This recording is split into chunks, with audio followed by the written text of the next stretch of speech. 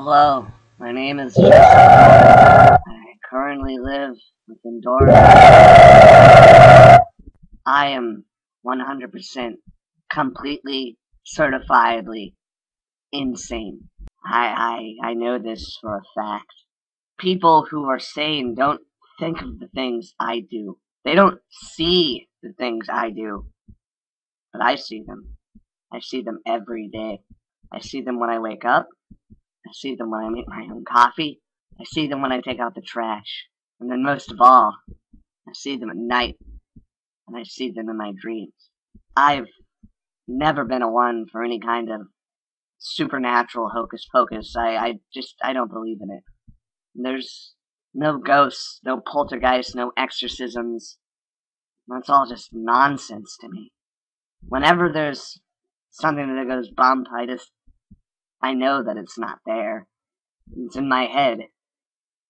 So, needless to say, I feel as if though this time I was a little misled. It all started just a few weeks ago. My cousin recently committed suicide. He was a college graduate, incredibly intelligent, multiple degrees.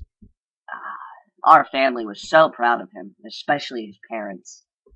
They loved their son so much, and he had so much time to do so much with his life. Well, after he graduated from college, he, of course, was looking for that next big job, the one that he's gonna become a millionaire off of, the one that he's gonna pay for his family's mansion with. I always thought it was kind of a pipe dream, but, John didn't let it get him down, that his aspirations were so high. He let it fuel him to become a better person. He let it consume him, but not take over him. And that is why I respected him. I respected him because even at such a young age, he was such a man. It's the only way to say it. He was a man. He was ready to take care of everything that life was going to throw at him. So when I heard about his suicide, I didn't even know what to think.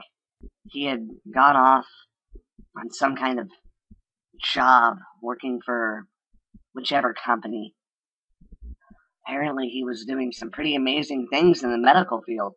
And then he was taken off leave. He quit his job for a minute. He came back home. And he stayed with his parents. There's nothing about this that seems strange. Everyone needs to take a little bit of time off, especially since they're so young, but John didn't seem right. Living in the same town as he did and being a stone throw from his own parents' house, I never saw any differences, really. No change in his routines, no change in his random occurrences. Just his attitude. Just something about him was so different ever since he got back. I could never put my finger on it, but I just knew that it was like a ticking time bomb. And no one would do anything about it. As if though we all knew that something was horribly, horribly wrong. But we just didn't care. Had I known what I know now, would I have ever poked around? Would I have ever gone through his things to try and find any answers? I probably would have. But had I known the consequences for doing so, I may have pretended I wasn't ever even related to the guy. John's parents went out. They had to leave. Their son dying in their own home was just too heavy of a blow for them. They naturally took out their savings and collected on his life insurance. And they left. They went off on a getaway trip, a vacation. I'm not sure where. I bet it was rural, but God knows they needed one more than anyone that was involved in the situation. I was kind enough to watch over the house for them while they were gone. So I went in, so old. I hadn't been in their house for years. Wooden floors, old wallpaper, pictures of family members and relatives that I had never seen or hadn't seen since I was an infant at least. And then I saw it, the wall that had all the pictures of John. He was such a happy child. There was even a picture of me in a wagon with him when we were really little. Hard to believe that he was just a few years older than me, And now he's gone forever. Well, it didn't take me long to start poking around the place. Naturally, I didn't find anything worth noting. The other room, living room, was fine, barren, just pictures and photographs and the standards. TV, lamps, sewing machine, everything that a normal old house would probably have. The upstairs was just a few storage rooms and John's parents' bedroom. And then the downstairs, there was just a kitchen and 2 bathrooms. It just seemed so quaint. I felt as if though I was just running out of loose ends or just any kind of information that could help. Then I noticed John's room. He had a large, double windowed doors leading into his room, like ones you'd see that would lead out to an atrium. They were covered in thick, black curtains, so that way people couldn't see through, I'd imagine. It's pretty hard to see them in the corner, so I went up and I managed to open them and found John's room. It was still kind of messy from the last time he had been there. John's parents hadn't touched it.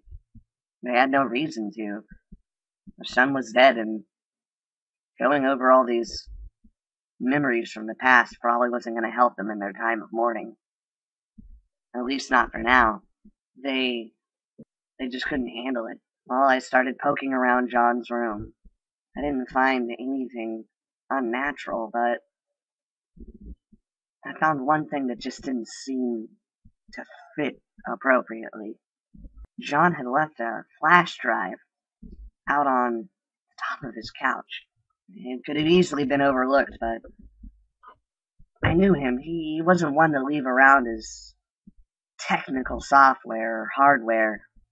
Normally there were smaller nephews and nieces in the house, so he would never want to actually leave out anything that could get stolen, swallowed, broken. I took the flash drive, and I uploaded it to my computer. Bam! File's empty. It was as if though there was nothing even on it to begin with. Next thing I know, boom, computer crashes instantaneously. Blue screen, sound errors, even a little bit of tearing on some of the graphical outputs.